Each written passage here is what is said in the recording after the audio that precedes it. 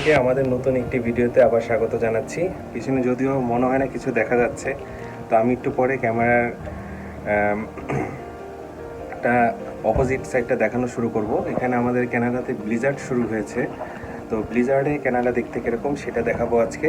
Already আপনারা দেখতে পাচ্ছেন যে আমাদের বারান্দায় কিন্তু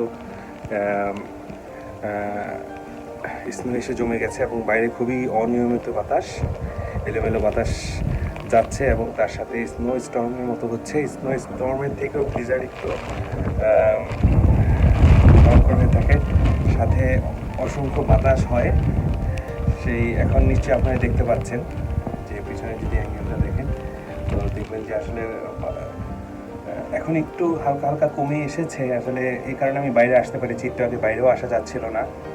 তো এখানে আমরা দেখতে পাচ্ছি সেটা হচ্ছে যে বরফ এসে একদম জমে গেছে, সব কিছু স্থবির হয়ে আছে। একটা জিনিস ভালো হয়েছে যে আজকে উইকেন্ড, রবিবার, এই কারণে কারো কাজে যেতে হচ্ছে না। এর জন্য গাড়িগুলো এখানে দেখতে পাচ্ছেন। যদি গাড়ি কাজে যেতে হতো আমার মনে হয় না কেউ তাদের প্রতিষ্ঠানগুলো এসে রাখতো। পিছনে বাস চলে গেল। তো আমি এখন তার উল্টো সাইডটা আপনাদেরকে দেখাচ্ছি। দেখতে পাচ্ছেন বাতাসের একটি ঝাপটা এসে যাচ্ছে, ঝাপটা দিচ্ছে, এটাকে ওরা ব্লিজার্ড বলে। তো বাতাসের গতিমাত্রা প্রায় 60 কিলোমিটার পার আওয়ারের বেশি ছিল। তো এখন মোটামুটি যদিও 40-50-এর মতো আছে, কিন্তু মাঝে মধ্যে মনে হয় তার থেকেও বেশি পরিমাণে ধাক্কা দিচ্ছে।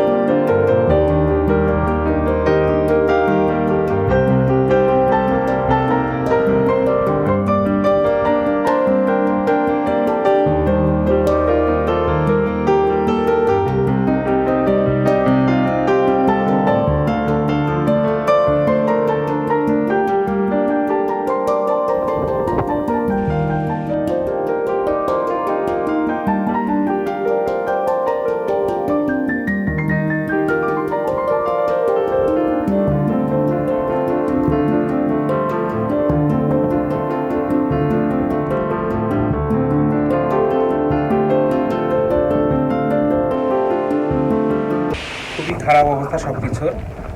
সাধারণত ব্লিজার্ড মোটামুটি 3 ঘন্টা থেকে শুরু করে 4-5 দিন পর্যন্ত স্টে করতে পারে। এই ব্লিজার্ডটা 3 দিন পর্যন্ত স্টে করবে। এবং যেটি হয়েছিল সেটা হচ্ছে যে এটা গতকাল রাত থেকে মোটামুটি শুরু হয়েছে এবং এটি চলবে আগামীকাল সকাল পর্যন্ত। এই অবস্থায় যেই কোনো কিছু হঠাৎ সাডেন ফ্রিজিং হতে পারে, ফ্রস্ট বাইট হতে পারে, অনেক কিছু warning already city of Lethbridge থেকে ওয়ার্নিং দেওয়া হয়েছে। তো এই ব্লিজার্ডে যারাই সময় অতিবাহিত করছে সবার প্রতি একটি আশা, স্টে সেফ এবং সবাই যাতে বাসায় থাকে। তো কানাডার লেথব্রিজ থেকে আপনাদের সবাইকে খুদা হাফেজ।